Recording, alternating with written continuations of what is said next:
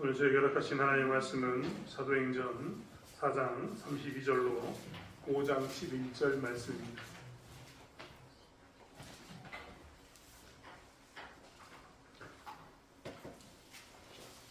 사도행전 4장 32절로 5장 11절 말씀.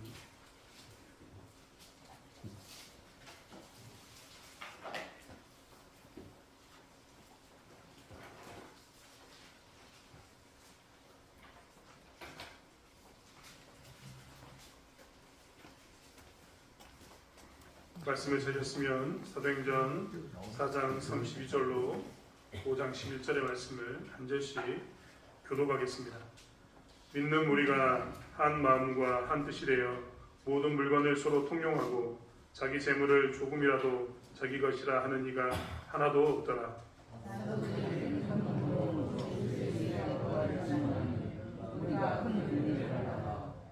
그 중에 가난한 사람이 없으니 이는 밭과 집 있는 자는 팔아 그 판 것의 값을 가져다가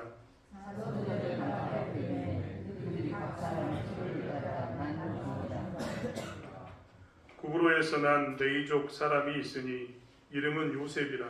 사도들이 일컬어 바나바라 번역하면 위로의 아들이라 하니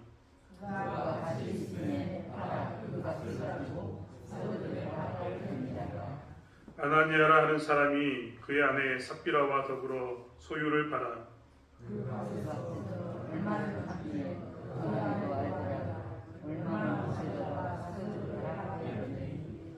베드로가 이르되 아나니아야 어찌하여 사단이 내 마음에 가득하여 내가 성령을 속이고 땅값 얼마를 감추었느냐.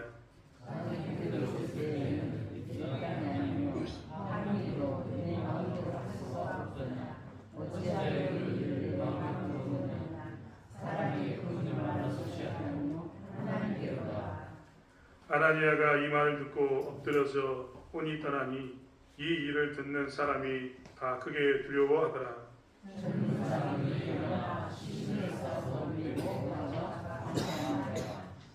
세 시간쯤 지나 그의 아내가 그 일어난 일을 알지 못하고 들어오니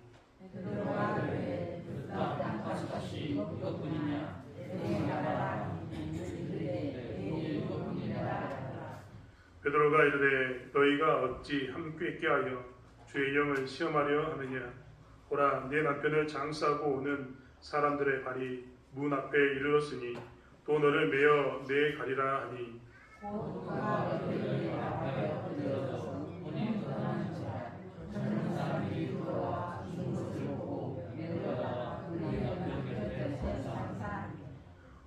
함께 읽겠습니다. 온 교회와 이 일을 듣는 사람들이 다 크게 두려워하니라. 아멘. 저희는 오늘 매달 첫 번째 주 주일 새벽에 하는 새벽 기도를 드렸습니다. 이번 주에는 이제 또 나오지 못한 분들과 함께 오후 2시 예배를 드립니다. 열심히 우리는 기도하고 기도하는 것 가운데 힘쓰려고 합니다.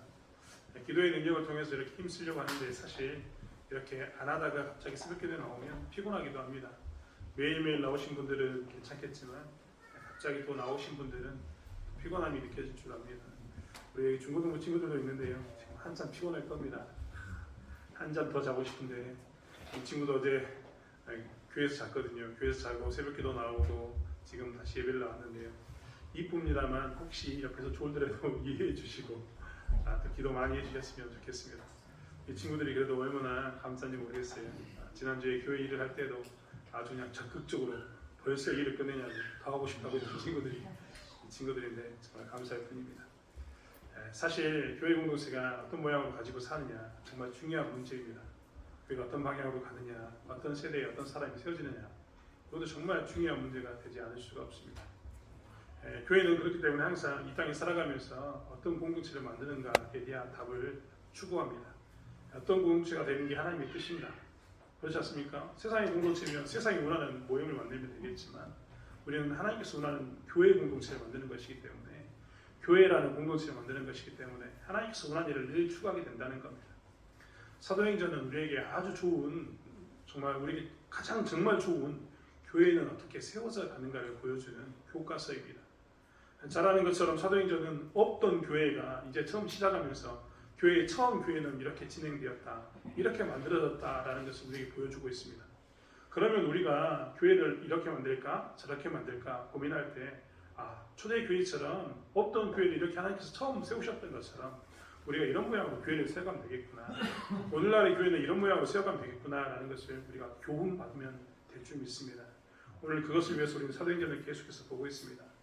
사도행전 전반부는 처음 교회는 어떻게 세워졌는가에 대해서 잘 이야기하고 있습니다.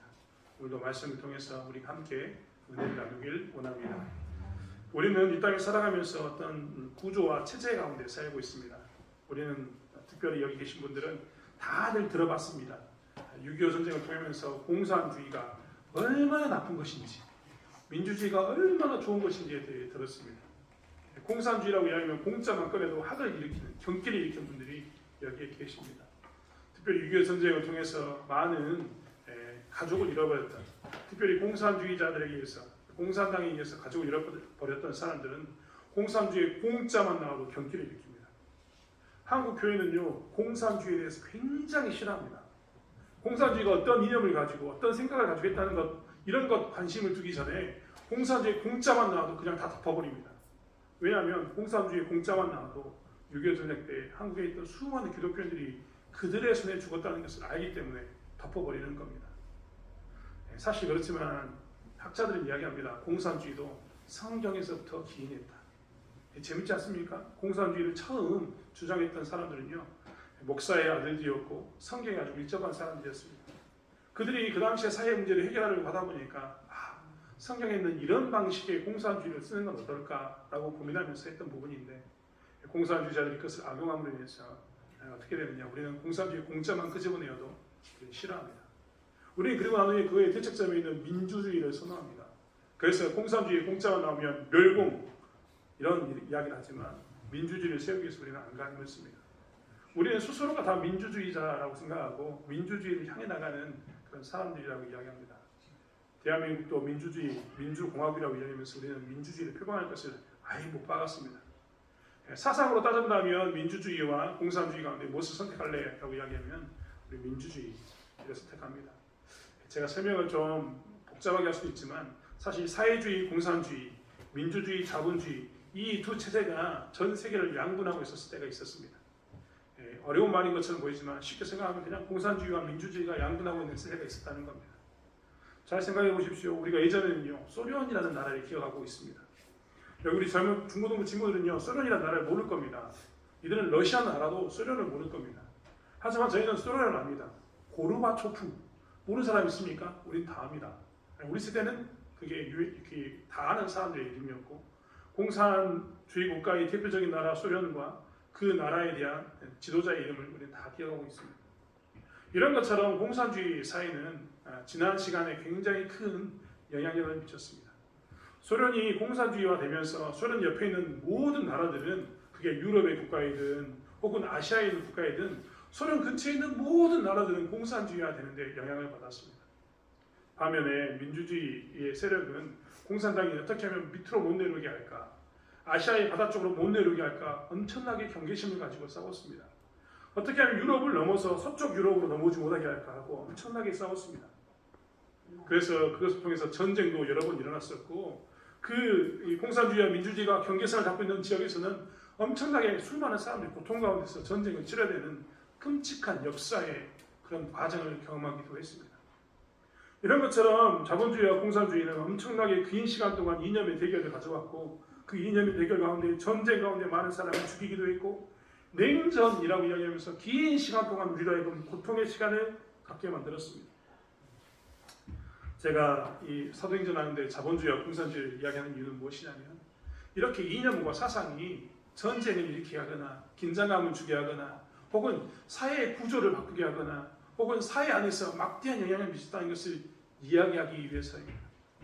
사실 우리는요, 지난 시기에 우리의 세대를 되돌아보면 공산주의와 민주주의 그 두 개에서 떠나본 적이 없습니다.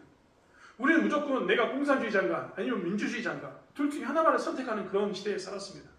내가 사회주의를 쫓고 있는가 자본주의를 쫓고 있는가, 이런 이념 가운데 우리는 계속해서 살았다는 겁니다. 그것을 벗어나 본 적이 한 번도 없습니다. 우리는 제3의 길이라고 이야기하는 어떤 길을 선택해 본 적이 없습니다.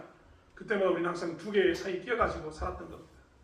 그리고 두 개의 큰 세력의 영향력 가운데 소련의 영향을 받든지 미국의 영향을 받든지 그런 시대의 삶을 살고 있었던 겁니다. 사실 사도행전이 쓰여졌던 이 당시의 시대로 돌아가 볼까요? 이 당시에 이 시대의 가장 큰 이념, 소위 말하면 정치, 사회 이런 구조를 이루었던 가장 큰 이념은 무엇이었을까? 생각은 무엇이었을까? 우리는 한번 좀 생각해 보아야 합니다. 우리는 성경을 읽으면서 그저 사도행전의 쭉 이야기를 읽고 있지만 사도행전의 그 현장에 살고 있는 지금 오늘 베드로와 그 공동체는 교회 공동체는 초대교회는 어디에 살고 있다고요? 그리스와 로마, 소위 말하는 헬라 문화권 안에서 로마의 통치 가운데 서 있습니다. 자연스럽게 우리가 좀 전에 이야기했던 것처럼 소련 옆에 살면 다 소련의 영향을 받았던 것처럼 미국과 유럽의 민주주의 국가 옆에 살면 그것이 방어선이 되어서 그들의 민주주의 국가의 영향을 받았던 것처럼 자연스럽게 그리스와 로마의 문화권 가운데 살았던 이 초대교회 사람들은요 어디에 영향을 받을 수밖에 없냐면 그리스와 로마의 영향을 받을 수밖에 없는 겁니다. 소위 말하면 그 당시의 문화에 있어 자유할 수 없는 그런 사회와 정치, 경제 구조를 가지고 있었습니다. 그리스와 로마의 이 경제 구조를 따지고 본다면 그들에게 있어서 가장 큰 그들에게 있어서 그들의 나라를 유지하고 있어서 가장 큰 동력은 무엇이었냐면 노예제도였습니다. 노예제도는 어떻게 생겼냐면 이 당시의 노예제도는 아프리카까지 가서 다른 민족을 데려온다 이런 개념이 아니었습니다. 그들은요 로마는 특별히 전쟁을 통해서 막대한 노예들을 수입했습니다. 전쟁을 하고 나면 그 전쟁을 통해서 나라를 정복했습니다. 그럼 그 정복한 나라의 모든 사람을 죽이는 게 아니라 그 모든 사람들을 잡아다가 여러 지역을 흩어버립니다. 그리고 로마인들의 종이 되게 했습니다. 그래서 로마인들에게 있어서의 경제구조에 가장 밑바닥에 누가 있었냐면 종이 있었습니다. 노예가 있었던 거죠. 아주 끔찍한 노예 생활하는 노예들이 존재하고 있었습니다. 로마 사회를 두 가지의 사람을 두 가지의 그룹으로 나눈다면 하나는 자유인, 하나는 노예 이런 두 가지의 구조로 사회 구조가 되어 있었습니다. 그렇기 때문에 밑에 깔려있는 수많은 노예들은 엄청나게 많은 일을 감당하고 있었어야 했습니다. 성경에도 이 노예들, 종에 대해서 엄청나게 많이 기록하고 있습니다. 성경에는 백부장의 종, 대제사장의 종, 식사 시종을 드는 종, 옷장을 관리하는 종, 주인의 정가를 전하는 종, 재산을 관리하는 종 이런 수많은 종들의 이야기를 계속해서 성경 안에 기록해 놓고 있습니다. 이렇게 수많은 분야의 종들이 등장한 이유는 무엇이냐면 그 당시 그 로마의 사회가 가지고 있었던 문화가 유대인들이 살고 있던 유대 땅에도 예수님이 살았던 이 땅에도 결코 예외가 아니었다는 것을 이야기합니다. 즉, 이 노예제도를 근간으로 했던 이 로마의 이 당시의 사회, 정치, 경제 구조는 유대 땅에도 그대로 들어왔다는 겁니다. 지금 우리가 초대교회가 시작되는 이 지역이 예루살렘인데 예루살렘에도 이것을 벗어나 본 적이 없습니다. 그대로 그 문화를 답습해서 그들은 살았던 겁니다. 그들은 바리새인이든 서기관이든 그들은 하나님의 말씀이 중요하다고 이야기했습니다. 정치 지도자였던 사두개인들도 하나님의 말씀이 중요하다고 이야기했지만 그들의 삶을 곰곰이 되돌아보면 그들 삶 가운데도 로마의 이 영향이 지대했습니다. 바리새인들과 사두개인들은 로마의 충독 빌라도를 인정하고 삽니다. 그리고 그들의 권한을 받아서 빌려서 살았습니다. 그들의 체제를 이 유대의 정치가들이 그대로 받아들였던 겁니다. 우리가 잘 알고 있는 삭개오를 보십시오. 삭개오는요, 그가 예수 믿고 난 후에 극적인 변화를 보입니다. 하지만 그 전까지는 무엇이었냐면 세리였습니다. 이 당시에도 뭐가 가장 팽배했냐면 이 돈 중심에 돈이 최고라는 사람들이 돈을 위해 살면 나라도 팔아버린다는 그런 생각을 가지고 살았던 게 대표적인 인물로 삭개오, 이 세리들이었습니다. 그만큼 로마라는 사회는 노예제도를 중심으로 노예가 하는 수많은 그 활동을 통해서 돈을 벌게 되고 저 지배층에 있었던 자연이라고 했던 사람들은 그 노예들이 보다던 준으로 더 많은 부를 쌓기 위해서 살았습니다. 노예가 말을 안 듣는다. 그러면 언제든지 노예를 폐기 처분하시겠습니다. 제 말 좀 격합니다. 폐기 처분이란 말이 격하지 않습니까? 왜 폐기 처분이라고 이야기했냐면 이 폐기 처분은 물건에 대해서 하는 이 폐기 처분입니다. 제가 쓰고 있는 안경이 잘 내 도수에 안 맞는다. 버리는 겁니다. 이런 게 폐기 처분입니다. 내가 쓰고 있는 컵 마음에 안 들면 버리는 겁니다. 그릇 버리는 거 이런 게 다 폐기 처분입니다. 로마인들은 종을 그릇 이런 물건처럼 취급했던 겁니다. 그래서 언제든지 그들은 폐기 처분할 수 있었습니다. 그들은 물건이라고 생각했기 때문에 뭘 했냐면 사람에게도 낙인을 찍었습니다. 이것은 주인이 있는 것이다. 마치 우리가 요즘 시골에 사니까 소에다가 소의 귀에다가 우리가 일련표를 다는 것처럼 로마인들은 무엇을 했냐면 귀에다가 귀걸이를 달아서 이 사람은 종입니다라고 표시해 놓았을 뿐만 아니라 이마나 얼굴 잘 보이는 부분에 자기들의 낙인을 찍어서 뭘 했냐면 이 사람은 누구에게 속한 것이다, 물건이다 라고 표시해버린 겁니다. 그렇기 때문에 그들은 언제든지 노예를 죽일 수도 있었고 폐기 처분할 수 있는 그런 권한이 그들 가운데 있었던 겁니다. 물건처럼 주고 사고, 돈을 주고 사고 파는 그런 일들을 기꺼이 자행했습니다. 왜냐하면 그게 당연했기 때문에 그렇습니다. 그런 문화에 그들이 살고 있었던 겁니다. 유대 사회는 이런 곳에 살고 있었습니다. 이런 곳에 처음 교회가 세워졌는데요. 이 교회는요, 기존에 있었던 이 문화, 이념, 사상과 전혀 다른 결을 보이고 있는 교회가 탄생했습니다. 오늘 32절에 이야기했던 것처럼 믿는 무리가 한 마음과 한 뜻이 되어 모든 물건을 서로 통용하고 자기 재물을 조금이라도 자기 것이라 하는 이가 하나도 없다. 이 새로운 교회 공동체는 태어났는데 로마의 법은 노예제를 중심으로 돈 하면서 돈으로 쌓아가는 권력이었고 사람은 노예는 물건으로 취급하는 사회였는데 이 교회 공동체라고 했던 예루살렘이 처음에 나타났던 이 공동체는 어떤 공동체였냐, 어떤 모양을 띄었느냐. 거기에 교회에 들어가면 입구에 들어가는 순간 자유인과 종이 없습니다. 로마의 사회는 자유인과 종으로 나눠서 종은 물건이고 자기는 사람입니다. 주인은 자유인은 사람이고 종은 물건 취급하고 해야 되는데 이 교회 공동체의 문화로 들어가는 순간 어떻게 했다고요? 자유인과 종이 없는 겁니다. 이전에 유대인들의 사회도 이런 공동체는 없었고 로마인의 사회도 이런 공동체는 없었습니다. 전혀 새로운 제3의 공동체가 탄생하게 된 겁니다. 이뿐만 있는 게 아닙니다. 그 교회 안에 들어가는 순간 자유인과 종이 없을 뿐만 아니라 그 교회 안에 들어가는 순간 더 이상 돈의 문제로 고민하는 문제가 생기지 않았습니다. 왜요? 그 교회로 들어가는 순간 돈 많은 사람들이 어떻게 했느냐? 정말 웃기지 않습니까? 34절에 있는 것처럼 그 중에 가난한 사람이 없으니 이는 밭과 집이 있는 자들이 그 판 것의 값을 가져다가 서도들의 밥 앞에 두매 그들이 각 사람의 필요에 따라서 나눠주었다. 이 공동체는 정말 재밌는 게 뭐냐면 로마의 사회는 돈을 위해서라면 노예를 좀 더 끌어모아가지고 좀 더 많은 노예, 더 많은 노예를 통해서 돈을 쌓고 쌓아서 더 많은 권력을 쌓아가는 그런 모습으로 나가는데 이 교회 공동체라고 했던 처음 생긴 이 공동체는 무엇을 했냐면 공동체에 들어가는 순간 돈 많은 사람이 오히려 가난한 사람에게 그 물건을 팔아가지고 이 필요가 뭐냐? 이 필요를 써라 하고 돈을 나눠주는 공동체가 된 겁니다. 그들은 이전에 보지 못했던 공동체를 지금 처음으로 경험하고 있는 겁니다. 그들이 살고 있던 세상에서는 노예제를 통해서 돈 하며 쌓아가는 그런 세대였고 노예제도가 신분제도가 있어서 자유인과 종은 철저하게 구분되어 있어서 누구의 물건으로 취급되던 노예가 교회에 들어오는 순간 물건이 아닙니다. 사람이 됩니다. 그들은 전혀 다른 공동체를 지금 경험하고 있다는 겁니다. 초대교회는요 이런 모양으로 교회가 세워졌습니다. 우리는 어떻게 교회를 세울 것인가라고 고민했는데 초대교회는 우리에게 무엇을 보여주냐면 기존에 있는 이념과 사상의 체계를 뛰어넘는 기존에 있는 정치와 사회와 이런 구조 가운데 있었던 그런 공동체를 뛰어넘는 제3의 새로운 물결에 있는 새로운 공동체를 제시하고 있다는 겁니다.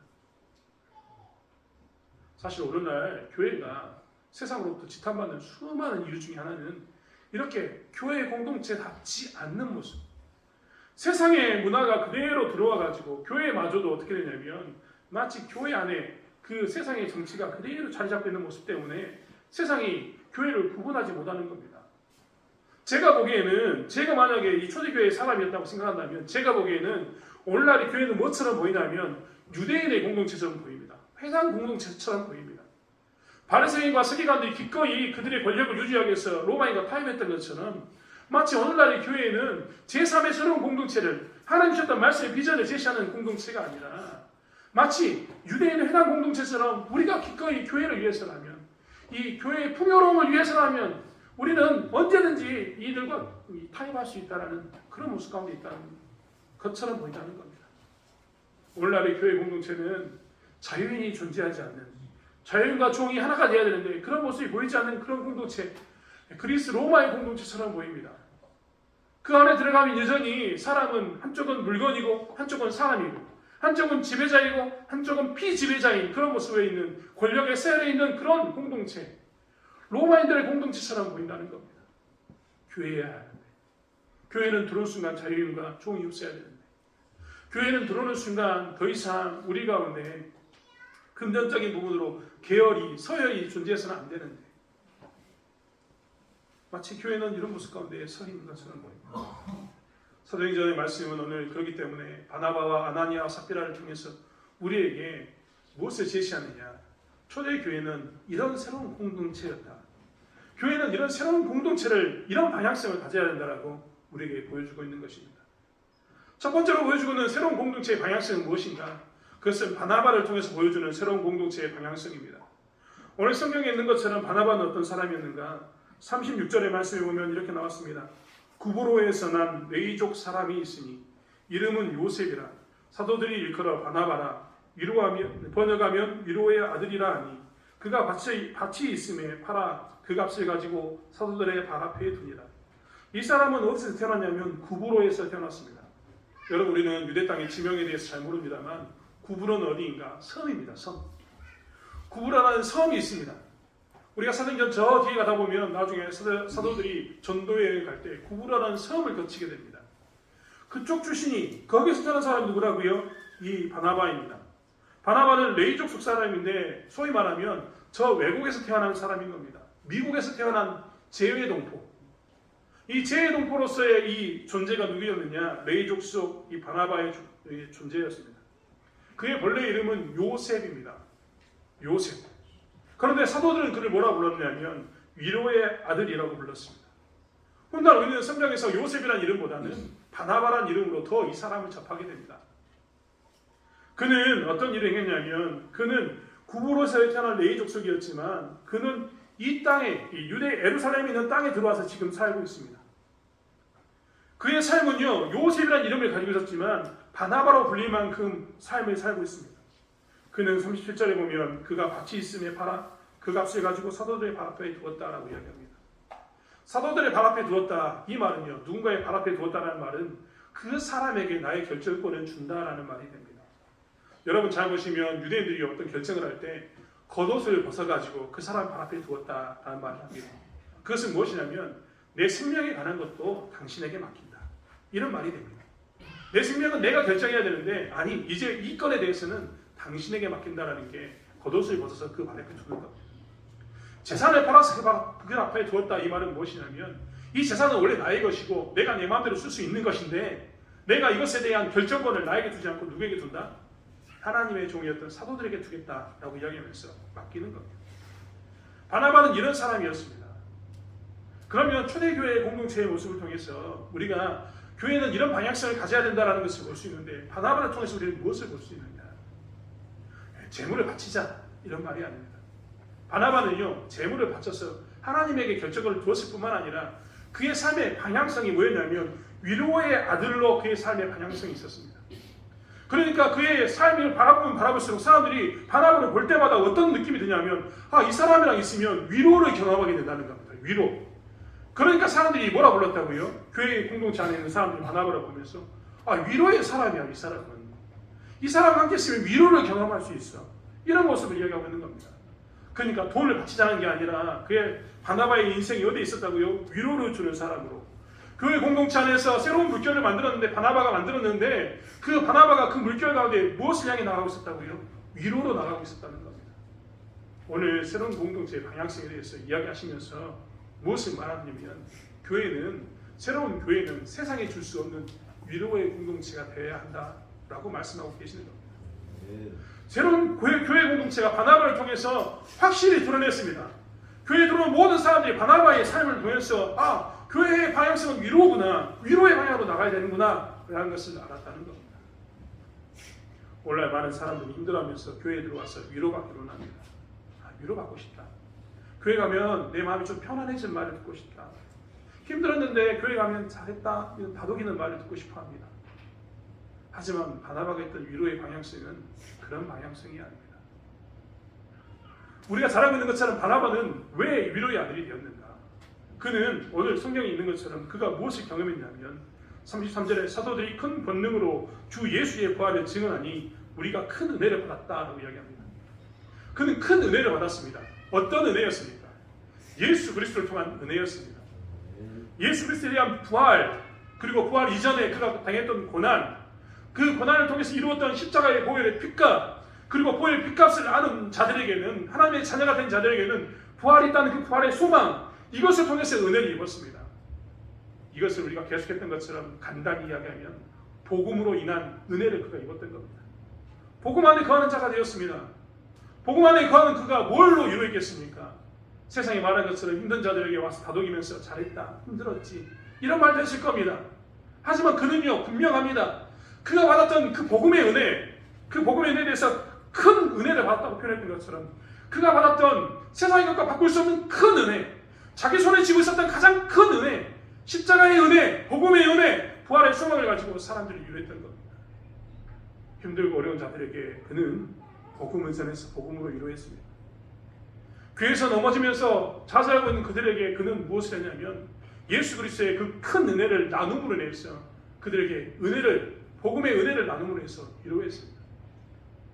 우리가 말하는 것처럼 힘들고 있으니까 그저 무조건 아무 이유 없이 다독인다는 게 아니라 복음이라는 분명한 것을 가지고 복음이라는 그 큰 은혜에 대한 분명한 그 손에 쥐고 있는 그 은혜를 바나바는 나누었던 겁니다.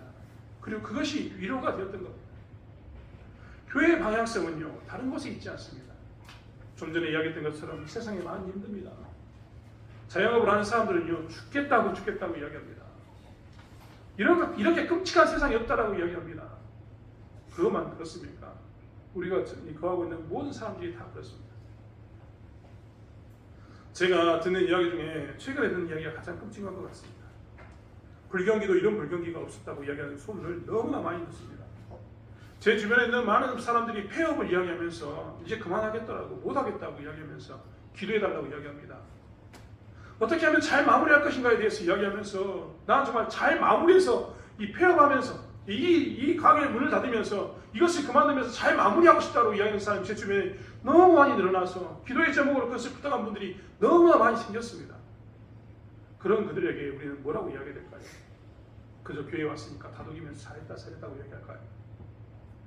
그런 위로도 필요하겠지만 교회에서 나가야 할 위로는 세상에 말하는 그런 위로가 절대 아닙니다. 복음의 위로가 필요합니다.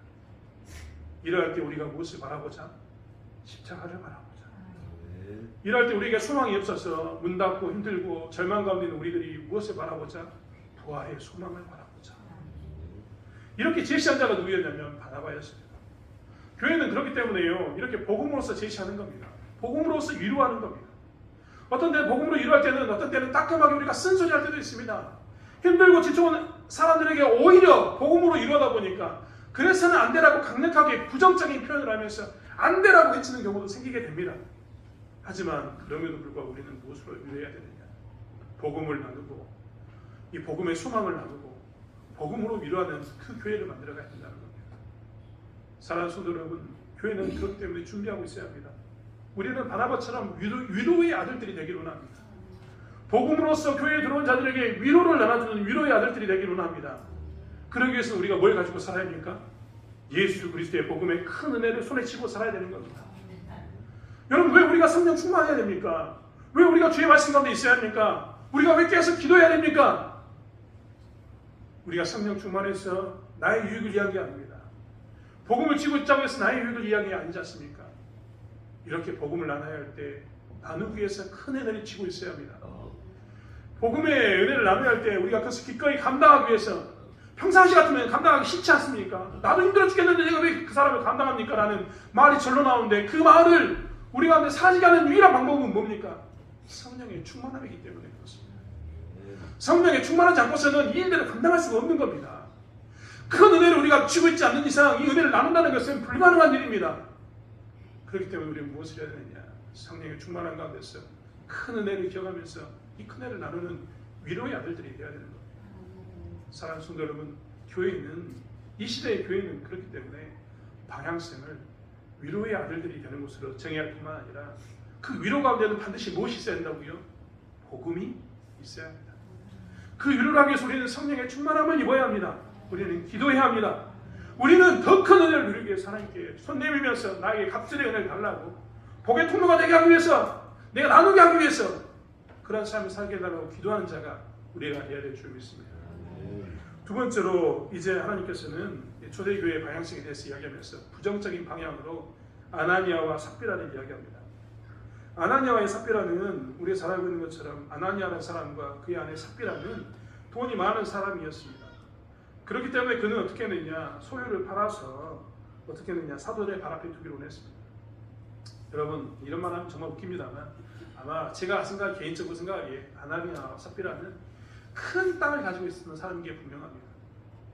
왜냐하면 그 전에 바나바가 이 땅을 팔아서 사도들 앞에 내놓고 다른 사람들이 그런 것들을 행했는데, 아나니아와 삽비라가 바라봤을 때 이것들을 이만큼 내놓으면 사람들이 이만큼의 크기 때문에 그 크기에 매몰되어 가지고 떼먹었다는 것을 생각하지 못할 만큼 부자였으니까 그가 이런 생각을 했을 겁니다. 절반만 갖다 놔도 이 돈이 너무나 크기 때문에 사람들이 우와, 이렇게 큰 돈을 이렇게 생각했을 거라는 생각이 있었기 때문에 그들은 아마도 이런 일을 했다라고 생각이 듭니다. 아무튼 아나니아와 삽비라는 무엇을 했냐면 땅을 팔았습니다. 그들도 동일하게 사도들의 발 앞에 그 땅을 두고 싶었습니다. 그런데 그들 가운데는 무엇이 있었느냐? 그들 가운데는 성령의 충만함과 은혜가 있는 것이 아니라 그들 가운데는 성령을 속이고자 하는 마음이 있었습니다. 성경의 표현대로 이야기한다면 3절에 있는 것처럼 사단이 내 마음에 가득하다. 그가 사단의 유혹 가운데 빠졌어요. 그가 무엇을 했냐면 판 물건의 절반만을 가지고, 땅에 판 일부분만을 가지고 사도들 앞에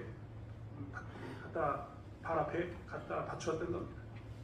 그들은 무엇을 했냐면 교회 안에 그들은 모든 것을 드린 것처럼 했지만 속이면서 자기들의 것을 챙겨갔습니다. 이런 말을 들으면 우리는 아나니아와 삽비라를 욕할지 모릅니다. 하지만 아나니아와 삽비라는 나보다 낫다는 생각이 들 때도 저는 굉장히 많습니다. 여러분, 우리 가운데 아무리 성령이 충만하고 은혜가 충만하여도 내 재산을 다 팔아다가 교회에 바친 사람이 있습니까? 내 재산을 절반을 팔아다 바친 사람이 있습니까? 이런 사람을 찾기 굉장히 힘듭니다. 저는 개인적으로 불교 신자들, 불도라고 얘기하나요? 이분들이 가끔 놀랍다고 생각할 때가 있습니다. 저희 완도에, 저희 동네에 이 산골 마을이 있거든요. 땅으로 따지면 몇만 평은 될 겁니다. 그런데 그 안에 어느 날 절이 들어왔습니다. 어떻게 절이 들어왔는가? 그 몇만 평이나 되는 땅을요, 한 사람이 사가지고 절을 세운다고 기부해버렸습니다. 깜짝 놀랐습니다. 저희 마을 절반이 3분의 1 정도에 해당하는 큰 땅인데 그 마을을 사다가 절에다 기부해버렸습니다. 하지만 교회 공동체 안에서 그렇게 한 사람은 제가 본 적이 없습니다.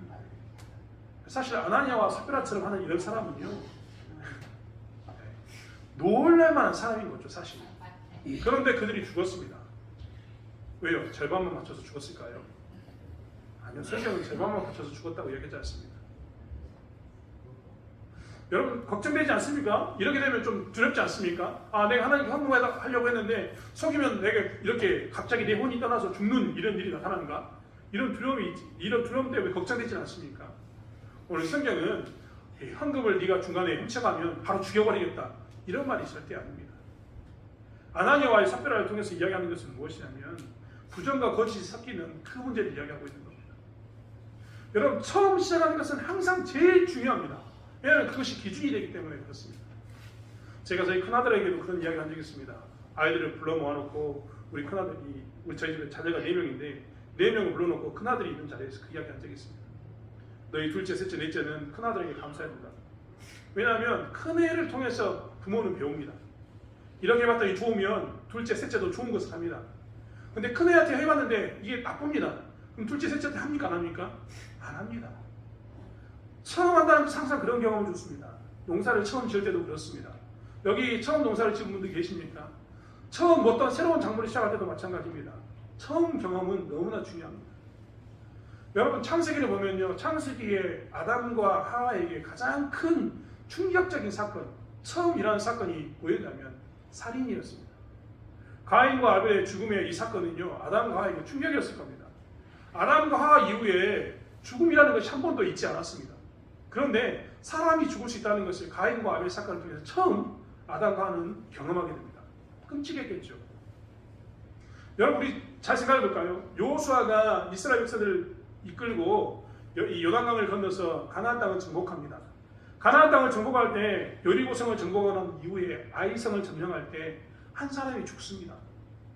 이스라엘 한 사람이 죽는 게 아니죠. 여러 사람이 죽습니다. 그래서 원인을 찾아보니까 누가 잘못했습니까? 아간이라는 사람이 잘못했습니다. 우리가 가끔 이 찬송가에 아골골자 핀드레도라고 얘기했던 그 아골골자는요, 아간이 묻힌 곳입니다. 그 아간이 왜 묻혔습니까? 아간이 묻힌 이유는요, 전쟁하고 난 다음에 전쟁의 전리품 중에서 시날산의 아름다운 외투 한 벌과 금덩어리와 은덩어리를 가졌기 때문에 그렇습니다. 여러분, 그게 무슨 대수로운 일입니까? 그런데 하나님께서는요, 철저하게 파헤치십니다. 하나님께서는 철저하게 파헤쳐가지고 그 지파 가운데 아간이 범죄했음을 명확하게 드러내버리십니다. 그리고 어떻게 합니까? 묻어버리십니다. 왜 그랬을까요? 그게 처음 사건이기 때문에 그렇습니다. 가나안 땅에 들어가서 정복전쟁을 하고 있는 첫 번째 범죄한 사람이 누구라고요? 아간이었기 때문에 그렇습니다. 오늘 교회가 처음 시작하고 난 이후에 첫 번째 교회 가운데 가장 큰 충격적인 사건, 그 사건이 뭐냐면 아나니아와의 삽베라의 사건입니다.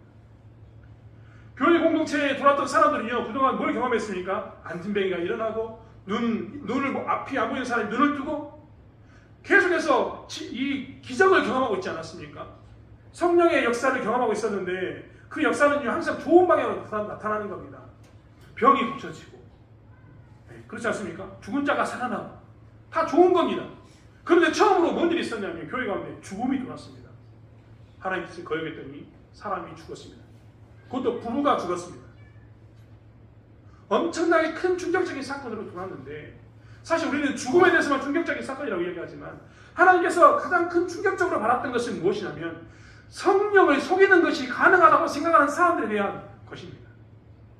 하나님은요, 처음 교회가 방향성을 제시하고 있는 이 시점에서 이 교회 공동체가 어떤 생각을 버리기를 원했냐면 성령을 속일 수 있다, 하나님을 속일 수 있다, 우리는 손을 들어서 하늘을 갈 수 있다, 하나님을 갈 수 있다라고 생각했던 것들을 버리기를 원하셨던 겁니다. 그래서 뭐랬냐, 교회 시작 가운데 처음으로 하나님을 속여도 괜찮아라고 외치는 자들에게 벌을 내리신 겁니다. 교회 공동체의 방향성에 대해서 부정적인 이 상황 가운데 하나님께서 하셨던 이야기는 뭐냐면 너희들이 성령을 속일 수 있다고 이야기했던 이것들을 버리라는 겁니다.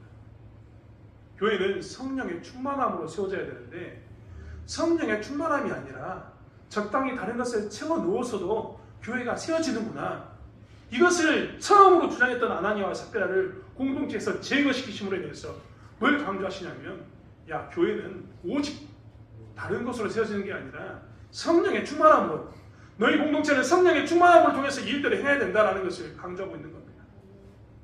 교회의 방향성은, 세상 속에 있는 교회의 방향성은 뭘로 결정해야 된다고요? 성령의 충만함으로만 채우는 것. 다른 것을 채우는 게 아니라 성령의 충만함으로, 주의 영으로만 채우는 것이 있다라고 강조하시기 위해서 아나니아와 삽베라를 끔찍하지만 죽이게 되신 겁니다. 사랑하는 성도 여러분, 하나님께서 얼마나 싫어하십니까? 성령의 충만한 것을 제한 다른 곳으로 교회를 세워나가는 것, 그것을 채워가는 것을 얼마나 싫어하시는가. 혹여라도 하나님을 속일 수 있다고 생각하면서 성령을 속여서 기꺼이 성령 외에 다른 것으로도 나는 내 욕심으로 충분히 이것이 가능하다고 생각했던 이것들을 버리라고 이야기하고 계시는 겁니다. 우리 교회는 그렇기 때문에 교회의 방향성을 결정하면서 다시 시작할 때 무엇을 봐야 됩니다. 아나니아와 삽베라의 교훈을 통해서 우리 교회는 성령의 충만함으로만 세우는 교회, 하나님 주셨던 그 큰 은혜, 복음의 은혜로만 세우는 교회라는 것을 기억해야 합니다.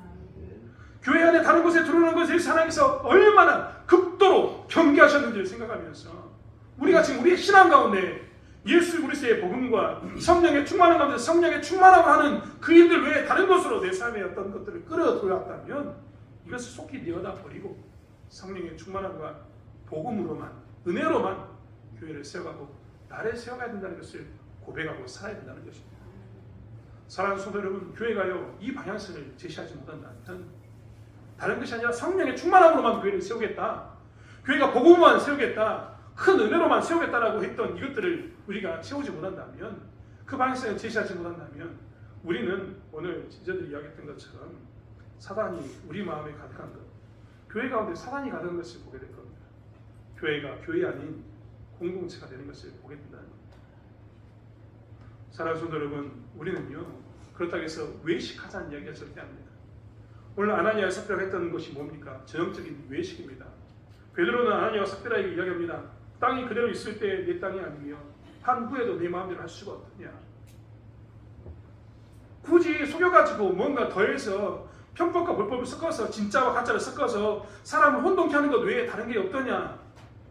교회가 굳이 네가 그렇게 섞어야지만 되는 것이더냐 라고 묻고 있는 겁니다. 우리는 다시 한번 교회의 방향성에 대해서 성령의 충만함과 예수 그리스도의 복음을 가지고 교회의 방향성을 결정하는 저와 여러분이 되길 원합니다. 언제 가장 뜨거웠습니까? 언제 가장 즐거웠습니까? 언제 가장 교회다운 교회라고 생각하면서 우리가 그때를 추억하고 있습니까? 기도하면서 말씀을 붙들고 살았을 때 아닙니까? 힘들었지만 어떻게든지 안간힘을 웃으면서 교회 가고자 발버둥 쳤을 때가 가장 행복하고 재밌었던 교회 아니었습니까? 그때를 생각해보면 오늘 그때가 성령 충만한 교회였고 그때가 복음으로만 세우려고 했던 교회였다는 것을 우리는 고백하지 않을 수가 없습니다. 우리의 교회는 다시 한번 이 방향성을 회복하기 원합니다. 우리는 그렇기 때문에 기도하고 그렇기 때문에 말씀을 묵상하고 기도와 말씀을 전무하여서 성령이 충만한 가운데서 교회를 세워가기를 원합니다. 내 삶에 다시 한번 말씀과 기도의 삶을 세우고 성령이 충만함을 사모하는 그러한 삶을 세우기를 원합니다. 이러한 사람들이 모이는 공동체가 되었을 때 세상은 로마인들의 그런 구조로 사는 것도 아니고 유대인들의 구조로 사는 것도 아니고 전혀 새로운 공동체, 교회는 이런 곳이구나 라는 것을 보게 될 줄 믿습니다. 그러한 교회를 만들어가는 세상의 새로운 공동체를 만들어가는 저와 여러분이 되길 원합니다. 기도하겠습니다. 하나님, 교회는 어떻게 세워집니까? 성령의 충만함으로만, 오직 성령의 충만함으로만 세워지는 것을 보게 됩니다. 또한 교회는 위로의 복음이 세워지는 것이, 위로의 복음이 상징적으로 나타나는 것이 교회라는 것을 보게 됩니다. 하나님, 우리는 교회 안에 들어온 지체들을 어떻게 위로하고 있습니까? 복음으로 세우고 있습니까? 큰 은혜를 나누며 세우고 있습니까? 우리는 우리의 삶을 복음으로 정말 세워가고 있는지 다시 한번 살펴보기로 합니다. 또한 나는 내 신앙의 방향을 성령의 충만함으로만 두고 있는지 복음의 은혜로만 두고 있는지 다시 한번 살펴보아서 성령의 충만함으로 복음의 은혜 가운데 드는 삶을 살 수 있도록 우리를 사용해 주시기 원합니다. 하나님, 대천교회가 이 땅에 살아가면서 이 땅과 이 세상에 있는 다른 어떤 공동체와 다른 대창 교회의 결을 보이기 원합니다. 하나님, 우리 교회를 사용하시는 가운데 세상에 있는 많은 사람들이 새로운 공동체, 교회라고 외치는 교회가 될 수 있도록 우리를 사용하여 주시옵소서. 감사드리며 예수님의 이름으로 기도드렸습니다. 아멘.